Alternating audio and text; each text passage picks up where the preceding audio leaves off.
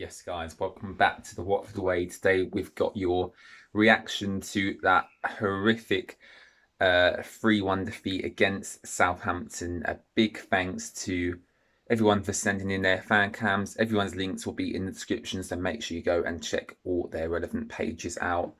And yeah, what a terrible game that was against Southampton. We looked really, really poor. And obviously going into the game, the day before, we found out that Andre Gray and Domingos Quina had a party around Gray's house, and they had to be removed from the squad, including Nathaniel Chalobah, due to health and safety reasons. So obviously that wasn't a great start to the day. And then we went on just to put in a really, really terrible performance. To be honest, I'm not holding much hope.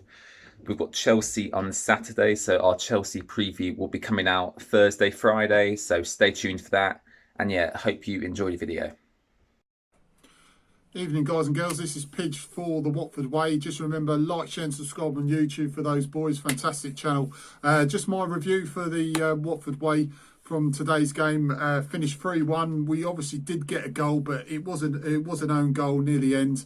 It just simply wasn't good enough, to be honest. You don't want to seem too negative, but you're looking at the game, we're coming off of a really embarrassing defeat, to be honest, against Burnley away. We said, okay, they're a good side, let's step it up. Southampton, you know, in all fairness, we know they're a good side, but we're at home. Okay, home advantage is not really counting because, you know, obviously there's no crowd. But you sort of think, okay, let's kick on. Let's see if we can get a win. There's 4 points out of 3 games. It's not a disaster, but I just think we just didn't start well. They got an early-ish goal as well. Well, shall I say early goal? It's been 20 minutes, but it certainly wasn't as early as the previous year, where it was literally a few seconds and then they were ahead. Danny Ings once again showing his class. Absolutely gutted we never tried to go in for him last summer. Obviously, circumstances permitting, he obviously agreed to go to Southampton, but it's just been really, really, really poor the last 3 games. We showed promise at Leicester. I thought we were going to kick on against Burnley and at least get a draw over there. But it's getting desperate, guys and girls. We need to find a solution very quickly. The desire that we had from leaders such as Capoue, Deeney, even Foster and Dawson and players like that, you thought would step up and to the plate and really kick us on. It's just not there at the moment. And like I say, I don't want to sound doom and gloom, but we've got to find that little spark. We hope, like a lot of people say, when Sarr plays, the team play better. He sort of ignites that spark, that attacking flair. He really kicks us on going forward. But like Deeney said at Burnley, we're just not creating enough chances. Okay, be it he's not playing that greatly as well, and he'd be the first one to admit that. But I just don't think we're not giving him any service as well. And in as regards, you know, I've said this on previous podcasts and on tonight's my TMA podcast tonight, that you defend from the front and you attack from the back, and we're not doing either. The goals we're giving away are sloppy. We need to first correct that first. Let's get tight at the back. Let's go back to basics and then build on that. You know, they always say Rome wasn't built in a day. You need to build from the back, solid foundations, back to basics. I still believe if the dreaded R word happens and we do get relegated, I would 100% stay with Shakespeare and Pearson as the 1 and 2. I think a lot of people are saying that, you know, we're almost finished. If that's the case, then yeah, I would think we would bounce straight back up. But we've still got a chance. It's still there. We're not out of it yet, and we need to find a way to shore this up and get kicking on and get points. Hello ladies and gentlemen, this is my thoughts on the Watford versus Southampton game. So first of all, it was a very poor performance by us. It was painful to watch, just we're all over the place, just like we were against Leicester. But I believe we should have played 5 at the back. We should have played Mariappa, Cathcart and Dawson. Could have put Cathcart and Dawson on Danny Ings, mark him out of the game.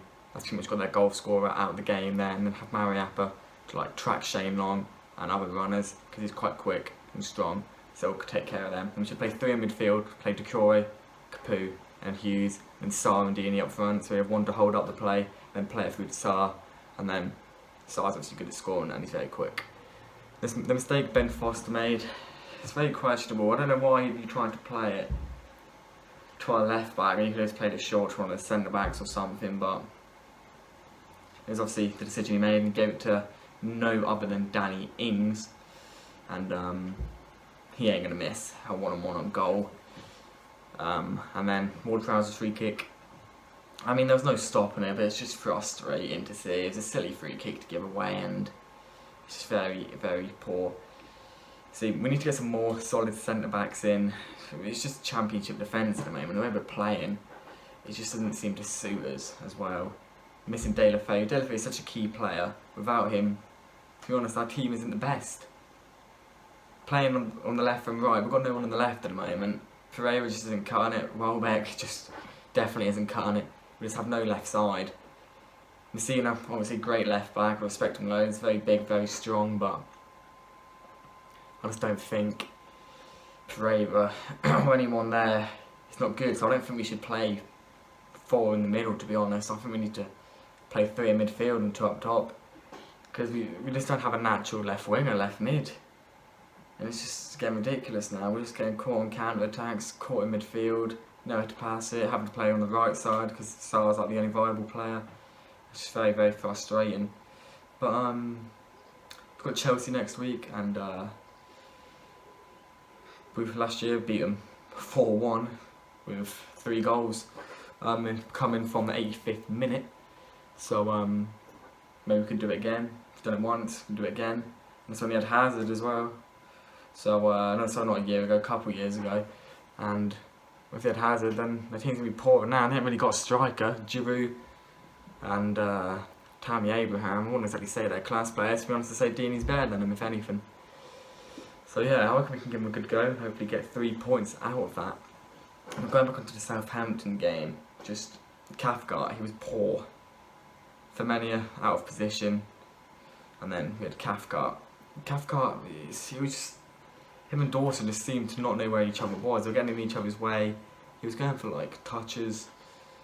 Tried to tackle Danny Ings at one point and just missed him completely, and then left a massive hole in the defence, and we scored the first goal.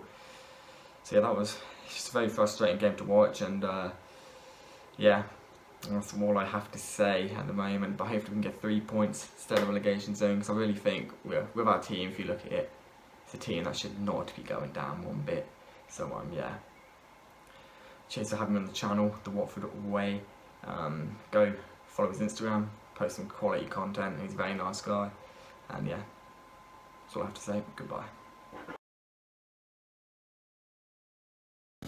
Hi there, I'm Brendan from the Dutch Hornets, Watford FCNL, to give my opinion about the Watford versus Southampton game at Vicarage Road.